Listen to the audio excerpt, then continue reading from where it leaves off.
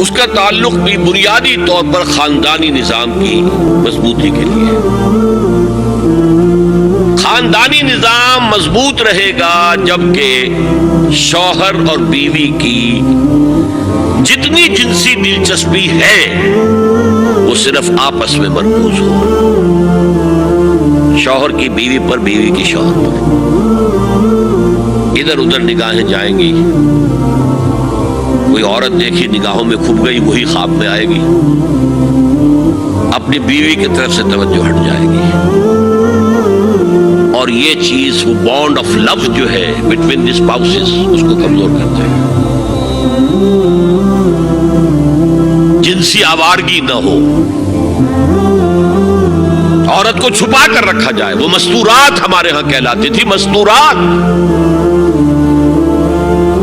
پردے کا جو احکام ہے اس جنسی بے راہ روی کو روکنے کے لیے، حسن کہتے ہیں عربی زبان میں قلعے کو، اور جو عورت ان تمام پردوں میں ہے، پردے کہہ رہا ہوں میں، ایک نہیں ہے، اس کو محسنہ کہتے ہیں کہ وہ قلعے کے اندر ہے۔ یا تو وہ خاندان کے اندر رہ رہی ہے، بھائیوں کی اور باپ کی پشت پناہی حاصل ہے اسے، وہ اس کی عصمت و عفت کے محافظ ہیں، یا وہ شوہر کے گھر میں آ گئی ہے تو وقرن فی بیوتکن، اپنے گھروں کے اندر رہو وقار کے ساتھ، تو وہ ایک قلعے کے اندر ہے، محسنات۔ اب دیکھیے اس زمانے کی منافقت سب سے بڑی کیا ہے۔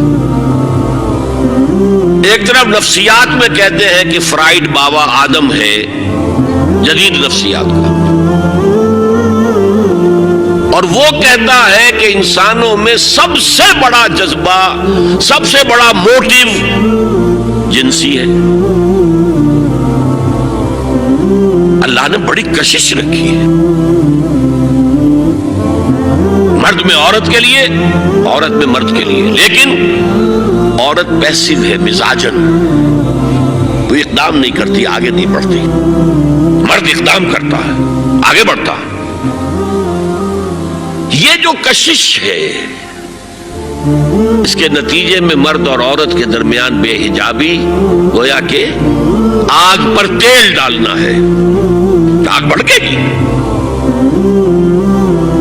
اسلام نے اس کو روکا ہے، پورا نظام اس کا معاشرتی، ایک بہت بڑا پردہ پورے معاشرے میں ہے، بہت بڑا پردہ، جیسے یہ چھوٹا سا پردہ آپ کو نظر آ رہا ہے نا، ادھر عورتیں ادھر مرد ہیں۔ اسلامی معاشرہ سیگریگیٹڈ ہے، مخلوط معاشرہ نہیں ہے، عورتوں کا اپنا دائرہ کار ہے، مردوں کا اپنا ہے، کما کر لانا مرد کا کام ہے، عورت کا کام نہیں ہے۔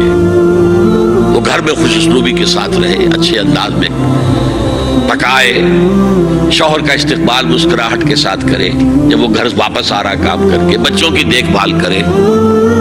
اور اس اعتبار سے میں کہا کرتا ہوں، قوم کا حال جو ہے پریزنٹ، یہ مردوں کے حوالے، اور قوم کا مستقبل عورتوں کے حوالے، مستقبل اگلی نسل، اس کی صحیح تربیت ہوگی، ماں کے دودھ کے ساتھ اس کے اندر اسلام اور ایمان کے جذبات جائیں گے۔ آج تو وہ دودھ پلانا بھی ختم ہوا، بوتل کا دودھ، ڈبے کا دودھ، جس کی وجہ سے ریسرچ یہ بتاتی ہے کہ کینسر آف بریسٹ کا سب سے بڑا سبب جو ہے دودھ نہ پلانا ہے، سب سے بڑا، اس لیے کہ اللہ تعالیٰ نے ہر عضو کا ایک فنکشن رکھا ہے، آپ فنکشن روک دیں گے اس میں خرابی آئے گی۔ آپ آنکھوں پر 1 سال تک پٹی باندھے رکھیے، آپ کی بینائی زائل ہو جائے گی، کیا کرنا پھر اب اس کا؟ آپ یہاں پر پلاسٹر چڑھا دیجئے، 1 سال تک جوڑ آپ کا جام ہو جائے گا، اپنی آپ کھول دیجئے پلاسٹر، وہ ہلے گا۔ اس اعتبار سے وہ جو اقبال کہتا ہے، مادران را اسوہ کامل بطول، حضرت فاطمہ زہرا، ماؤں کے لیے کامل اسوا حضرت فاطمہ رضی اللہ تعالیٰ عنہ، آسیہ گرداں و لب قرآن سرا، وہ چکی پیستی تھی اور زبان سے قرآن پڑھتی جاتی تھی۔ اور میں نے اپنے بچپن میں ایسی خواتین کو دیکھا ہے جو چکی پیس رہی ہیں، قرآن پڑھ رہی ہیں اور چھاتی سے بچہ چمٹا ہوا دودھ پی رہا ہے۔ وہ جو دودھ اس بچے کے حلق میں جا رہا ہے، پیٹ میں جا رہا ہے، اس کی کیا تاثیر ہوگی؟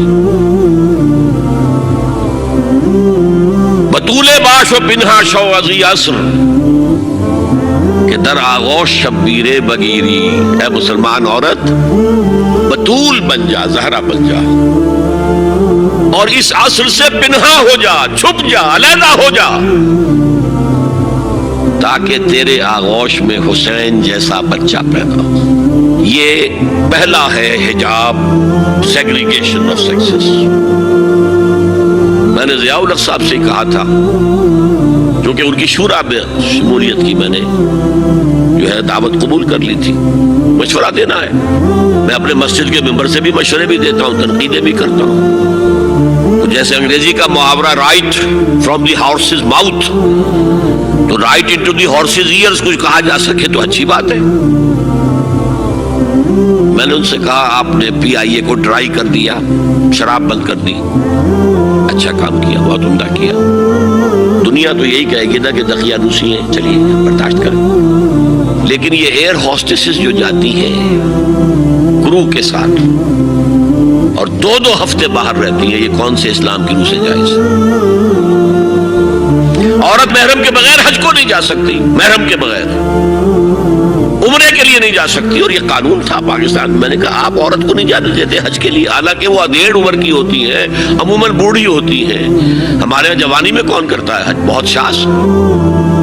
یہ تو آپ کو نظر آئے گا جاوا، سماٹرا، انڈونیشیا، ملائیشیا، وہاں سے جوان جوڑے نکاح کے بعد پہلا کام حج۔ کہ ہمارے ہاں سے تو بڈھے ٹھیرے گئے ہوئے ہوتے ہیں، اور پہلے زمانے میں تو ان کو رخصت کر دیتے تھے کہ بس رخصت ہی ہو جائیں گے، یہ واپس نہیں آئیں گے۔ تو میں نے کہا یہ کون سا اسلام ہے؟ خاموش، چپ۔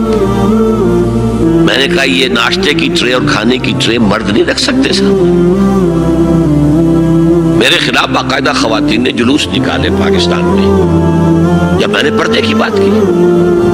گورنر سندھ کی بیوی جو ہے اس نے لیڈ کیا جلوس کو، مطالبہ کیا کہ ان کی ٹیلی ویژن کے اوپر جو ہے ان کا سامنے آنا بند کیا جائے۔ میں نے کہا ٹھیک ہے۔ بدا الاسلام غریبا ویسعود کما بدا فطوبی للغرباء۔ اسلام شروع ہوا تھا تو اسی حالت میں تھا کہ کوئی اس کو جانتا پہچانتا نہیں تھا، پھر جب اسلام غالب ہو گیا تو طاقتور کے تو سبھی دوست ہیں، سبھی پہچاننے والے ہیں، لیکن ان قریب اسلام پھر غریب ہو جائے گا۔ تو جو اسلام کی غربت کے ساتھ خود غریب ہو جائیں ان کے لیے مبارکباد۔ اسلام کا دامن نہ چھوڑے، چاہے انہیں کہا جائے کہ یہ تو بڑے ہی تقیانوسی لوگ ہیں، بڑے